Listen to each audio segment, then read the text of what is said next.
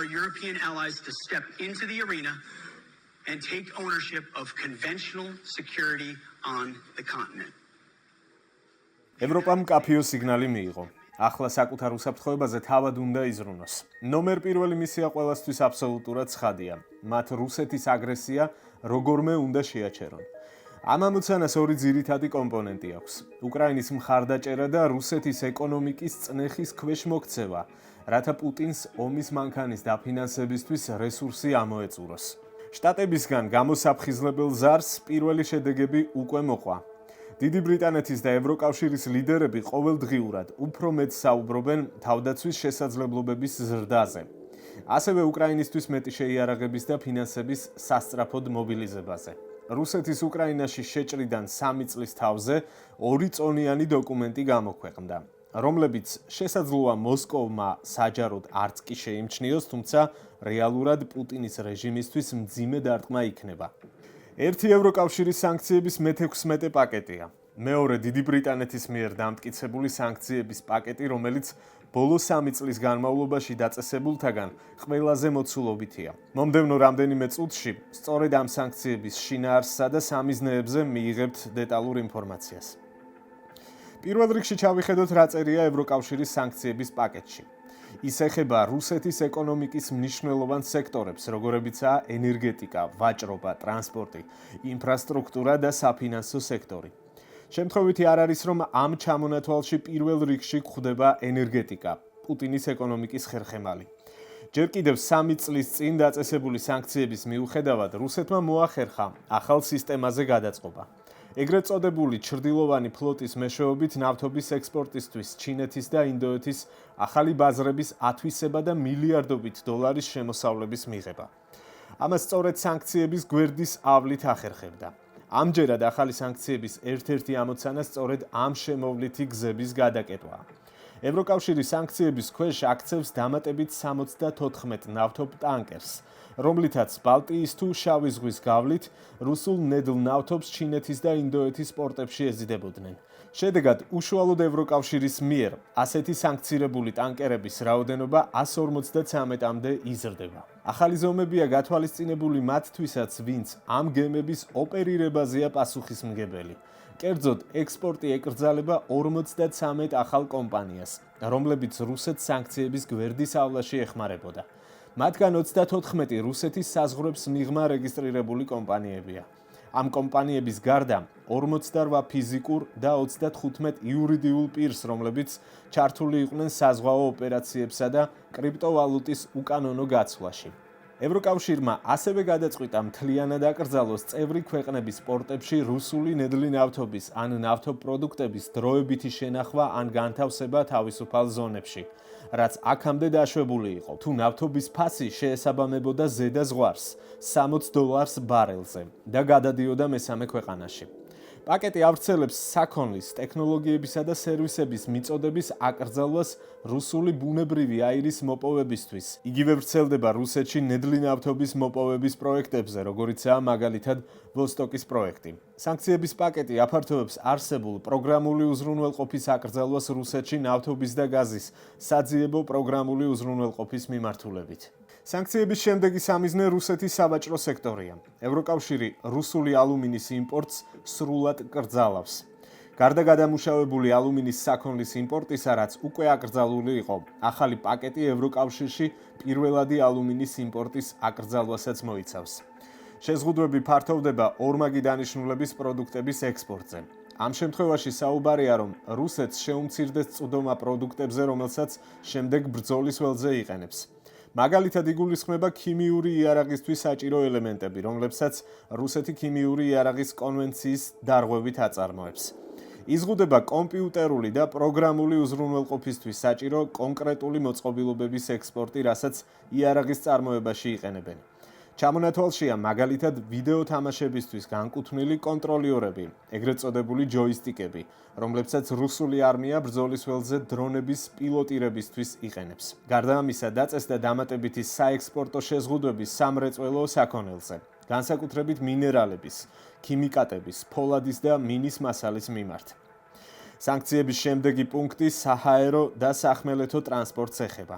პაკეტი აფართოებს ფრენების აკრძალვას მესამე ქვეყნების გადამზიდავებისთვის, რომლებიც ახორციელებენ შიდა ფრენებს რუსეთის ტერიტორიაზე. ან აწვდიან საავიაციო საქონელს რუსულ ავიახაზებს. ჩამონათვალში შეყვანილ ავიაკომპანიებს ევროკავშირში ფრენის უფლება აღარ ექნებათ. რაც შეეხება საგზაო ტრანსპორტის აკრძალვას, პაკეტს ემატება ცვლილება, რომელიც კრძალავს ევროკავშირის საავტომობილო საწარმოებში, რუსეთი 25%-ზე მეტ წილს ფლობდეს.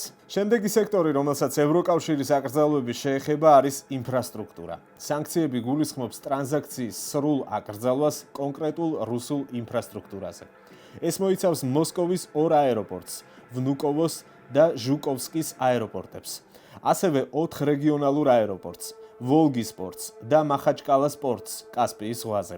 ასევე ჩამონათვალშია საზღვაო პორტები უსტლუგა, ბალტიის ზღვაზე და ნოვოროსიისკი, შავ ზღვაზე. ამასთან, სრული აკრძალვა წესდება რუსეთში ევროკავშირის ოპერატორების მიერ სამშენებლო მომსახურების მიწოდებაზე. ევროკავშირის სანქციების მე-16 პაკეტი აძლიერებს ზომებს რუსეთის ფინანსურ სექტორზე.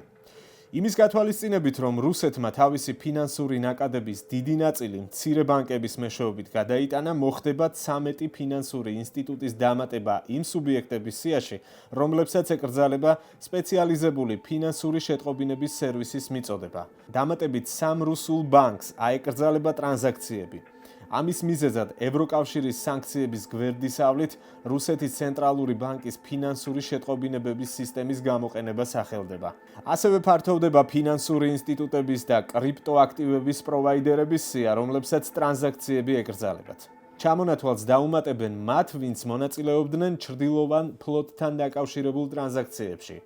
ანუ ნავთობის ფასის ლიმიტის გვერდისავლით ნავთობის ექსპორტში ხელს უწყობდნენ ჩრდილოვანი ფლოტის ზემოთ ნახსენებ გემებს. ევროკავშირის ახალი სანქციების ბოლო პუნქტი რუსული დეზინფორმაციის წინააღმდეგ ბრძოლას ეხება.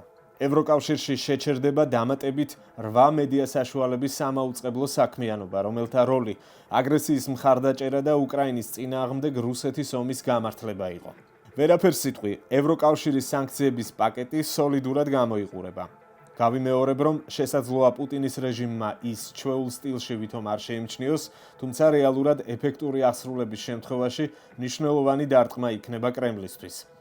ეს მხოლოდ ამბის ერთი ნაწილია. როგორც უკვე გითხარით, 24 თებერვალს ომის დაწყების თარიღს დაამტხვია სანქციების დამტკიცება დიდმა ბრიტანეთმა და ეს პაკეტი, როგორც პრემიერ-მინისტრმა კირ სტამერმა თქვა, 2022 წლის შემდეგ გამოცხადებულთაგან ყველაზე დიდი და მძიმე იქნება. დოკუმენტში 107 პუნქტია და მიემართება რუსეთის სამხედრო მომარაგების ქსელებს, შემოსავლებს, რომლებიც ხელს უწყობს პუტინის უკანონო ომს და კლეპტოკრატებს, რომლებიც კრემლის რეჟიმით საზრდოობენ.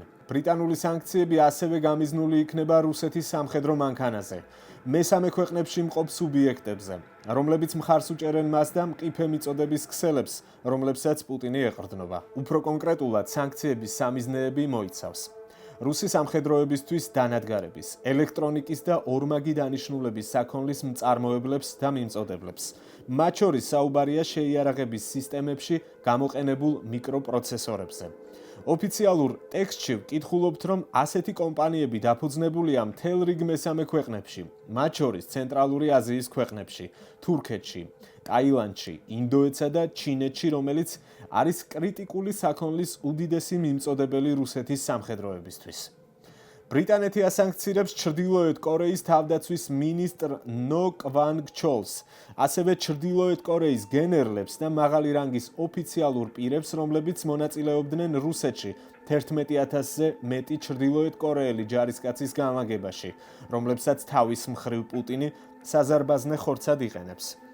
ბრიტანული სანქციების ჩამონათვალში შემდეგ მოდის 13 რუსული სამიზნე, მათ შორის შპს Grand Trade, მისი მფლობელი მარატ მუსტაფაევი და მისი და დინარა მუსტაფაევა, რომლებმაც გამოიყენეს კომპანია რუსეთში მოწინავე ევროპული ტექნოლოგიების შესატანად და ეს უკანონო ომის მხარდასაჭერად გააკეთეს. ბრიტანეთი პირველად იყენებს ახალ უფლებამოსილებებს, რათა დაასანქციროს უცხოური ფინანსური ინსტიტუტები, რომლებიც მხარს უჭერენ რუსეთის ომის მანქანას. მაგალითად, სანქცია უწესდება ყირგიზეთში დაფუძნებულ ქერემეთ ბანკს, რომელიც ოფიციალური განცხადების მიხედვით რუსეთს საერთაშორისო ფინანსური სისტემის მიღმა, ტრანზაქციების განხორციელებასა და ომის დაფინანსებაში ეხმარება. ახალი სანქციები ზეწოლას მოახდენს პუტინის ენერგეტიკულ შემოსავლებზე, რაც მისი აგრესიის დაფინანსების სასიცოცხლო წყაროა.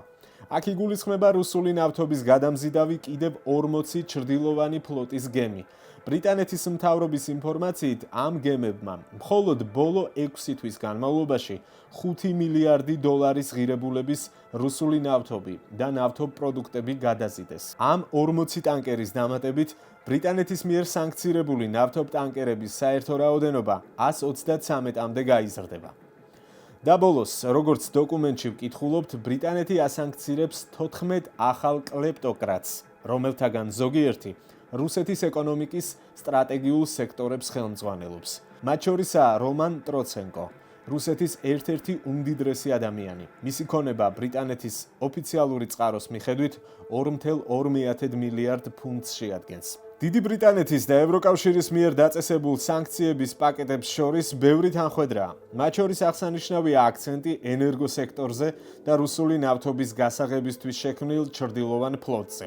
ასევე მესამე ქვეყნებში დაფუძნებულ სუბიექტებზე, რომლებიც აგრესორ სანქციებისგან თავის არიდებაში, დიდი შემოსავლების მიღებასა და იარაღის წარმოებისთვის საჭირო მოწყობილობების თუ ტექნიკის მიწოდებაში ეხმარებიან. ევროკავშირის და ბრიტანეთის მიერ სანქცირებული ჩრდილოვანი ფლოტის ტანკერების რაოდენობა ჯამში 286-ში ადგენს. აქვე საინტერესოა იმის აღნიშვნა, რომ სანქციების ბოლო პაკეტით, რომელიც ამერიკის შეერთებულმა შტატებმა 10 იანვარს დაამტკიცა, 180 ასეთი ხომალდი დასანქცირდა. სხვადასხვა ცნობებით, რუსეთის ჩრდილოვანი ფლოტი 800-მდე ტანკერს აერთიანებს. როგორ მუშაობს ეს სისტემა, დაწვრილებით შეგიძლიათ ნახოთ Redline-ზე ატვირთულ სხვა ვიდეოში, რომელსაც აქვე დავურთავთ. თუ ფიქრობთ, რომ კონტენტი საინტერესო და ინფორმატიულია, გამოიწერეთ არხი, გამოგვეხმაურეთ კომენტარებში და დაელოდეთ შემდეგ ვიდეოს.